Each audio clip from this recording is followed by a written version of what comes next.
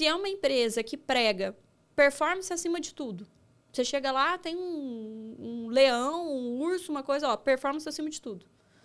E aqui a gente não tem sexta-feira, não tem sábado, trabalhe enquanto eles dormem, celular 24 horas, você não vai ter WhatsApp corporativo, WhatsApp pessoal. Se eu te ligar, você tem que atender. E se você é uma pessoa que preza pelo seu estilo de vida, você tem seus hobbies, gosta de fazer atividade física, quer sábado e domingo ficar com a família. Então, você está vendo que há uma incompatibilidade em relação à cultura da empresa e aquilo que a pessoa espera? Então, as novas gerações já estão tendo esse olhar nesse sentido de eu não vou fazer entrevista porque não tem nada a ver comigo essa empresa. E eu não quero casar porque É um casamento. É um casamento. Né? E uma coisa que mudou muito, assim, cara, das gerações, né, dos nossos pais, dos nossos avós, para a geração atual, né, a geração Z, era a questão de você entrar numa empresa e era uma sensação de gratidão tão grande por você ter tido uma empresa que te deu, essa olha o nome, oportunidade. te deu o emprego, né? Quase que um presente que você ganhou. Que você tinha que ser grato até o fim da vida. Então, aquelas pessoas que trabalhavam 40, 50 anos na mesma empresa. E hoje, as relações de trabalho estão muito mais fluidas. No sentido, estou trabalhando aqui, mas o ano que vem, se eu tiver uma oferta melhor ou se eu tiver um cargo diferente que eu queira migrar, eu migro. Inclusive, as mudanças relacionadas à carreira, né? Eu acho que a gente nunca teve uma fase de tanta transição de carreira como agora. O digital ajudou muito isso. As pessoas estão transicionando muito mais de carreira. Então, eu acho que o nome e até essa classificação da OMS, eu acredito que foi uma forma também de chamar a atenção da empresa, de responsabilizar as empresas e chamar a atenção para, assim, olha, o trabalho está adoecendo, o trabalho é parte da vida. Não pode ser toda a sua vida. Né? E a gente se identifica com o trabalho ao ponto de falar que a gente é o nosso trabalho. Né? Se pergunto, cara, mas quem é você? A primeira coisa que você vai falar provavelmente é a sua profissão. Ah, eu sou psicólogo, não sei o quê. Aí você fala que você tem filho, aí você fala do seu casamento. Mas a gente se identifica ao ponto da gente falar que a gente é aquilo que a gente faz. Só que a gente é várias coisas além daquilo que a gente faz. E a gente tem que tomar cuidado. Uma coisa que eu percebi que não funcionou para mim, cara. Então, eu vou para as pessoas aprenderem com os erros que a gente passa. Isso é importante a gente aprender com a experiência do outro. Me falaram ano passado, um amigo maravilhoso, Bruno Terra. Ele é um psiquiatra aqui, atende TDAH pra caramba. Excelente profissional. Chegou no congresso para mim ano passado e falou assim, Ju, telemedicina é vida.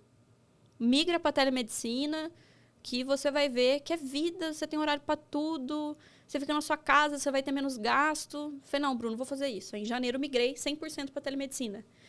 Em maio, eu estava completamente para baixo, assim. Não estava em burnout, não estava com depressão, mas assim, nossa, não saio de casa para nada. Então, assim, a gente tem que ver que às vezes que aquilo que funcionou para o outro não funciona para a gente. E aí, em julho, eu abri meu consultório de novo. Eu falei, não, eu preciso ter essa coisa física, eu sou muito sinestésica, eu gosto de pegar, eu gosto de abraçar, tomar café com o paciente. Então, a gente tem que ver que, às vezes, a gente importa modelos de pessoas que ou que deram um conselho pra gente, ou o modelo que a gente copiou dos nossos pais, e a gente acha que aquilo tem que funcionar pra gente, e às vezes não funciona. Então, se eu sou um pouco mais ativa, se eu tenho essa necessidade de toque, eu voltei pro presencial. E tô super feliz com o presencial.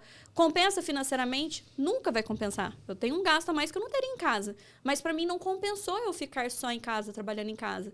Então tem algumas coisas que a gente precisa entender de como a gente funciona. E esse autoconhecimento é muito difícil a gente ter sem passar pela experiência e sem ter um acompanhamento psicológico, né, cara? Acho que Com certeza. O meu psicólogo me ajudou muito nesse momento, porque eu sentia culpa de estar reclamando de algo que todo mundo sonha. Gente, eu tô no telemedicina, eu atendo meus pacientes, tô com a agenda cheia, tô em casa. Por que eu tô reclamando? É a pessoa que adoece e fica culpada por não estar gostando. E isso acontece com pessoas que ganham bons salários. Nossa, mas eu tô nessa empresa e ganho 15 mil reais por mês. Como que eu vou sair dessa empresa? E às vezes essa adoecendo, né, Ju? Vai adoecendo. E vai sentindo culpada por estar reclamando. Nossa, mas tem gente que tá ganhando um salário mínimo, eu tô ganhando bem e tô reclamando. Então, a gente tem que tomar muito cuidado com esse processo da gente não ficar colado no trabalho ao ponto da gente sumir por conta do trabalho. E aí, o que acontece no digital? Para quem trabalha com digital e para todo mundo que trabalha com WhatsApp, né? Que é basicamente 100% das pessoas. A fronteira do estou trabalhando e estou na minha casa vivendo, acabou. Não existe mais essa fronteira. né? Antes de você chegar, eu estava respondendo o paciente. Vou entrar no Uber para ir para o mestrado, vou olhar no WhatsApp, vou estar respondendo o paciente. Então, eu não tenho mais aquela vida que meu pai tinha 30 anos atrás, por exemplo, como médico, de eu estou em casa, não estou trabalhando. Estou no consultório, vou atender paciente. Estou em casa, não estou trabalhando. Não existe mais essa fronteira. Quem que põe esse limite? A gente. O meu paciente, ele não tem que se privar de não mandar mensagem no domingo. Meu paciente, ele vai mandar, você que vai ler ou não, né? Agora, quem que põe essa regra para mim de domingo eu preciso ficar off? Ou deu 7 horas da noite, eu ativo ali mensagem automática e não vou responder mais. Então, quem vai pôr esse limite é a gente. E as pessoas estão com dificuldades, né, por falta de ter esse conhecimento do próprio funcionamento, de colocar esses limites de agora eu estou trabalhando, agora eu estou namorando, agora eu estou fazendo outra coisa que é importante para mim. Então, o que eu tenho visto no consultório? Pessoas que não conseguem ter um momento em família, que não conhecem mais os filhos. Qual que é o nome do melhor amigo do filho? O que o filho gosta de fazer? Qual o professor que é muito chato? Qual matéria que ele está odiando? Não conhece mais os filhos, porque a hora da refeição, que é aquela hora da família sentar para conversar, tá todo mundo mexendo no celular, restaurante, idem. As pessoas estão com problema no relacionamento por conta de ignorar o parceiro para ficar no telefone. Inclusive, está tendo uma diminuição, inclusive, de frequência de relação sexual por conta do uso do celular na cama. Então, não tem aquele momento de tédio, entre aspas, de esperar para dormir com um parceiro. Ambos ficam no celular e acaba cansando e não tem relação sexual. Então, são diversas coisas que vão acontecendo por conta dessa falta dessa fronteira. E aí, imagina você tá falando com o seu chefe, ou tá falando com um paciente, falando com um cliente no telefone, e aí você vira pro lado e vai falar com seu marido, fica até muito estranho, porque você não teve aquele momento de desligar do trabalho para você se conectar com seu esposo ou com a sua esposa. Você fica ali conectado com o trabalho o tempo todo. Então, não é só ter um trabalho tóxico, que quando a gente fala de burnout, tem gente que fala assim, nossa, mas meu chefe é maravilhoso para mim.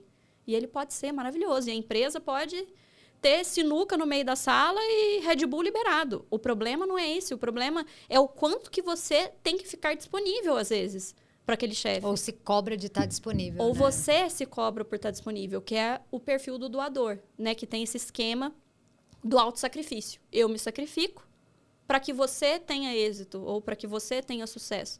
Né? De, mas meu chefe é tão bonzinho para mim, né? Ele só pediu isso, eu preciso entregar para ele. Então, tem a parte da empresa, que aí são características muito peculiares. O médico do trabalho, que é o responsável para olhar para a empresa, ver essa cultura, ver o funcionamento, ver os processos dentro da empresa e falar isso está adoecendo esse pessoal. O psicólogo também, que trabalha na empresa, vai olhar para essas questões.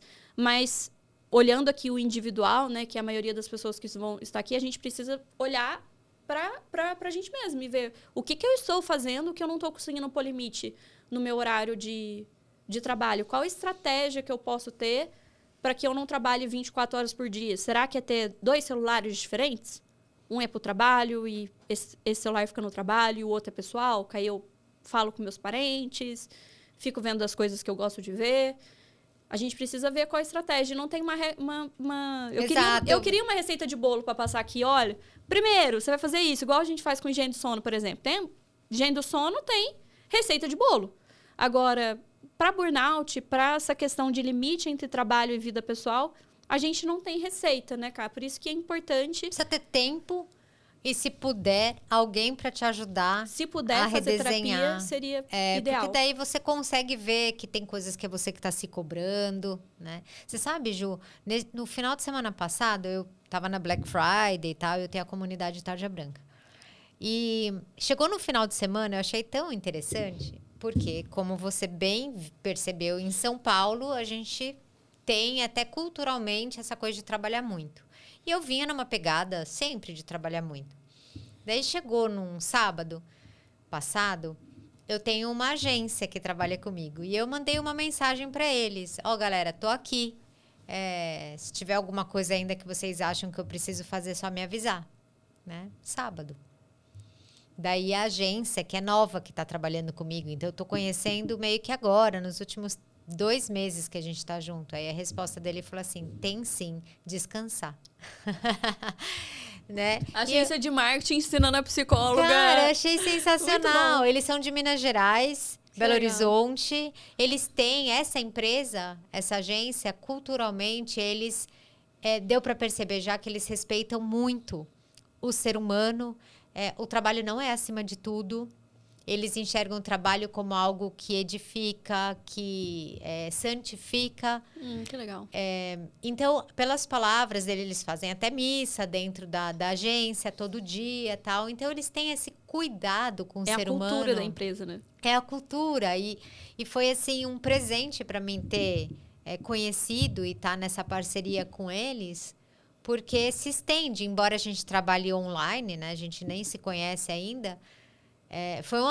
Foi lindo, sabe? Eu mandei, e aí, o que é para trabalhar? Agora é para descansar. E eu falei, nossa, deixei o celular assim, ó, tchau, vou descansar. E é uma permissão até para descansar. Até você tem que pedir um amém, né, pro pessoal para descansar.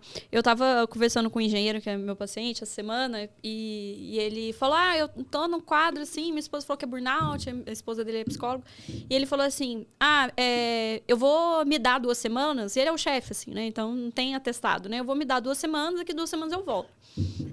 Aí eu falei assim, cara, se quebra uma placa aí de metalúrgica lá, as coisas que ele trabalha. E aí você deixa ela 2 semanas de lado, você volta, ela vai estar funcionando? Ela quebrou. Ele, não, vai estar quebrado, alguém tem que arrumar. Eu falei assim, cara, o corpo humano eu sei que engenheiro não vê dessa maneira, mas é a máquina mais perfeita que já existiu. Só que a gente tem um manual de instrução. E a gente precisa seguir esse manual. E se a gente não respeita o manual, a gente quebra a máquina. Como qualquer máquina. O carro funciona com gasolina ou com álcool. Se você coloca um diesel lá, vai fundir o motor. Não adianta deixar o carro no estacionamento, porque... 2 semanas. 2 semanas e voltar como se o carro fosse funcionar. Esses atestados de 15 dias para dar uma descansada e volta, a máquina quebrou. E aí a gente tem que ler o manual de instrução. A Tarja Branca é da comunidade que ensina isso. É o básico. O que você precisa fazer? Você precisa dormir 8 horas por dia. Então, se você trabalha 14 horas por dia, matematicamente não vai dar tempo. É diesel. Exatamente. É colocar o diesel no carro que funciona com gasolina. Se você não se alimenta direito, a máquina vai quebrar. Então, a gente tem um manual de instrução da máquina que faz a máquina funcionar bem, que são os pilares da alimentação, na atividade física, de sono. E, às vezes, a gente quer dar jeitinho.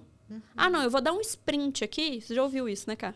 Vou dar um sprint esse ano aqui para resolver tal coisa. O ano que vem vai ser diferente. E a gente está no mês de dezembro, que é o mês de promessas do ano novo. Só que não adianta, porque a máquina não entende que a gente está no ano de sprint, porque a gente quer dar entrada numa casa, porque a gente vai casar, ou por qualquer outro motivo. A máquina precisa de regularidade, de constância. Você não chega no posto e decide na hora que você vai pôr. Você põe sempre a mesma coisa, porque é o que a máquina precisa. Então, o problema não é só a relação com o trabalho, mas quando a relação é desbalanceada, a gente deixa de cuidar da máquina. E é aí que a gente adoece verdadeiramente da parte física. No sentido de ficar irritado, de começar a ter taquicardia no trabalho, de começar a ter dor no corpo. Tem paciente que em burnout tem dor física. Eu ia pedir para você falar mesmo dos sintomas. Dá pra gente entrar nos sintomas? Lógico. Então, deixa eu só falar uma coisinha. Agora a gente vai falar dos sintomas, então fica bem atento aí. Aproveita e já deixa a sua curtida, porque às vezes é isso, a gente no sprint assiste e esquece. Deixa a curtida, é importante, esse tema precisa chegar em mais pessoas, muita gente sofrendo. Não sei se a Ju sabe os dados de burnout no Brasil, você tem ideia? Não tem, justamente por conta dessa dificuldade de classificação da doença, né? Deve ter um monte de gente diagnosticado com depressão e ansiedade. Exatamente. Nós somos o país mais ansioso e o 5º mais deprimido. Provavelmente uma grande parcela disso pode ser decorrente do trabalho. E se inscreve aqui no canal também, se você ainda não é inscrito, para receber nosso conteúdo. Então, Ju, sintomas Perfeito. aí do burnout. Os sintomas são inespecíficos, assim, e a CID, na verdade, classifica como esferas de sintomas. Então, primeiro começa o esgotamento, físico e mental. Então, aquela pessoa que começa a sentir uma fadiga muito grande. E fadiga aqui, gente, não é um cansaço que você dorme no final de semana e acorda novo. É uma fadiga que, independente do quanto você descansa, você continua cansado, né? Porque é um esvaziamento ali. A pessoa não consegue repor a energia do quanto que ela está esvaziada ali. Então, primeiro vem o cansaço, a fadiga. E aí, a segunda esfera começa com sintomas de despersonalização em relacionado ao trabalho. Então, a pessoa começa a se distanciar do trabalho, no sentido de perder rendimento e sentir menos por estar rendendo menos. Então, ele coloca até como... É uma palavra que a tradução ficou péssima, que é um cinismo, né? Que no cinismo, no Brasil, a gente entende como algo diferente. Mas é como a gente começa a se importar menos com o resultado daquilo que a gente está fazendo. Então, imagina um psicólogo que está atendendo e o paciente está piorando e ele começa a se importar menos com aquele resultado. Justamente porque essa pessoa começa a se descolar com a parte afetiva que deveria existir relacionada ao trabalho. É muito mais quase uma indiferença, Seria né? mais uma indiferença, né? Ele coloca cinismo, que é a tradução ali É um pouco do que você sentiu, você acha, quando você falou dos dados na TV, de tá morrendo, parece que... Ou não seria isso? Eu acho que sim, porque eu acho que na minha cabeça, assim, cara, vinha muito assim... Cara, eu tô fazendo o que eu consigo fazer. E assim, se eu entrasse na dor, fazendo só um parênteses, às vezes eu chegava na UPA de Jabuticabal e tinha 3 pacientes para ser transferido. E tinha uma vaga na UTI em Ribeirão Preto. Nossa. E eu fazia a escolha. E aí, essa escolha, eu não estava escolhendo quem eu ia levar, eu estava escolhendo quem eu ia deixar. Então, imagina você dar notícia para familiar lá embaixo. Então, se eu entrasse muito se eu fosse a filha, se eu fosse a esposa, se eu fosse a mãe, eu não ia conseguir tomar decisão. Então, às vezes, nesses momentos de caos, né, pandemia é caos, você se distancia para você conseguir tomar decisão. É lógico. Né? Então, esse cinismo, essa indiferença é até de uma forma protetora para tomar decisão. Esse caso, acho que não, né? Esse caso era muito mais até para você conseguir trabalhar, você precisou disso, Sim. né? Mas no burnout, a segunda esfera, depois da fadiga, é essa questão do distanciamento. Né? Então, essa pessoa ela começa a ter uma despersonalização relacionado a esse ambiente de trabalho. Aqui começam sintomas físicos. E os sintomas físicos são completamente inespecíficos. Dor de cabeça, tontura, rigidez muscular, que está muito relacionado com questões de ansiedade. Alterações gastrointestinais, que a gente sabe que tem muita ligação com a questão emocional, né? Da gente prender ou ter quadros de diarreia ali por conta de nervosismo. Então, são sintomas físicos que não são explicados por outra doença e que está relacionado ao contexto do trabalho. Ou seja, a pessoa não tem uma intoxicação alimentar, ela não tem uma gastroenterocolites, ela está tendo diarreia um dia antes de ir para o trabalho.